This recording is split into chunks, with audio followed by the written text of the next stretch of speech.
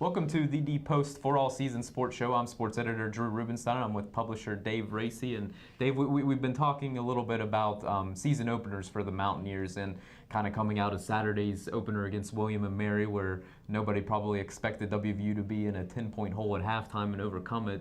A lot of people wondering if the sky's fallen and it's doomsday for the Mountaineers, but really, when you look at it, a few seasons have been defined by the opener in WVU football history, right? Yeah, I think so. I mean, we've gone over, and obviously, winning the first game was a big deal. I think if the team finishes 12-0, no one's going to care that we beat William and Mary by only 7 points. If we're 1-11, no one's going to care that we beat William and Mary by 7 points. It's the game's over with, and you move on from there, and you learn from that. And a lot of people think that maybe we were holding back a little bit because we didn't want to show Oklahoma everything. And so I think, they got to win. They did come back. Their defense tightened up. And so a sigh of relief, so to say. And then our big test is this Saturday. That's the big test for West Virginia there, is that Saturday. Right, and you look back, I mean, most recently, you even look at last season's performance against Marshall, and not that the season completely fell out of the bottom, but they scored 69 points against Marshall and then continued that for a few weeks, but then really that season was defined with what happened later in the year. Do you think, I guess looking at this team and this season, the way the schedule is made up though, is the defining moment, or at least one of them this upcoming Saturday with Oklahoma? How much will we really learn about this West Virginia team on Saturday?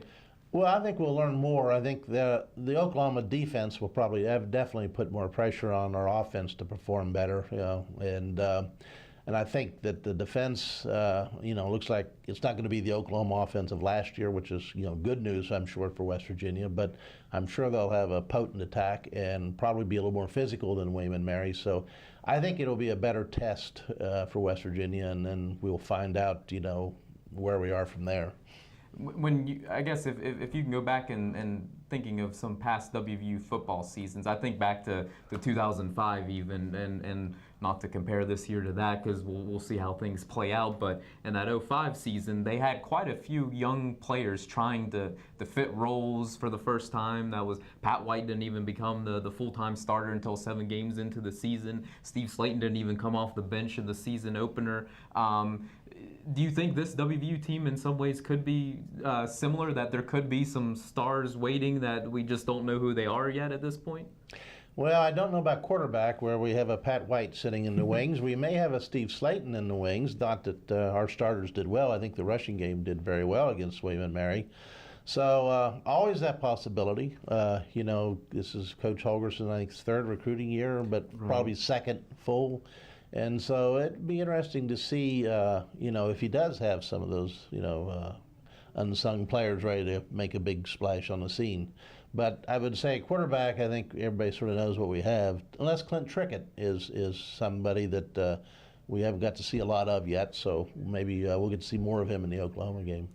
And because you look at both quarterbacks, and I think back to some other seasons and wonder what you think, where I don't know that you really get a full gauge of what a quarterback brings to the table until he's in a situation where the team's either trailing or they're in a tight game, and you kind of see who has that it factor that a lot of people talk about. You just see how a guy responds under intense amount of pressure, and you can't really manufacture that in scrimmages. And even though the William and Mary game was close, it's not the same as if WVU's down 6 points at Oklahoma and Clint Trickett's on the field. WVU needs to go 85 yards. Thinking back to some other seasons like that, are there examples that WVU fans didn't really realize what they had until guys got thrown into those situations? Well, yeah, I would say so. I can't remember the top of my head, but we have had a lot of quarterbacks, and like you say, usually there's someone waiting in Major Harris didn't quite start off as a starter. They worked him in eventually when things weren't going real well, and of course, I don't think anybody knew what we had there, just as we did, same with Pat White. But I can say we have it's pretty known commodities right now, except for possibility of Clint Trickett. But certainly, I'm sure Florida State's really happy right now with that redshirt freshman quarterback they have. And I don't think anybody's going to ask too many questions about him. So, but he could have a rougher game, but he looked awful good yesterday. And I don't think West Virginia has got that kind of performance that like Florida State had last night. What's important for coaches to do in this type of situation where there are some unknowns, and the team is still trying to gel. They're still trying to figure out who they can turn to in crucial situations. What does Dana Holgerson need to do to kind of, especially going into Oklahoma, in terms of just coaching and teaching up the team when they don't really know what they have yet? What's important for a coach to do in that situation? Well, I imagine to keep doing what he's been doing. I mean, he certainly knows, the offense particularly, and I'm sure it's just to stress to every player out there, hey, your positions are still open.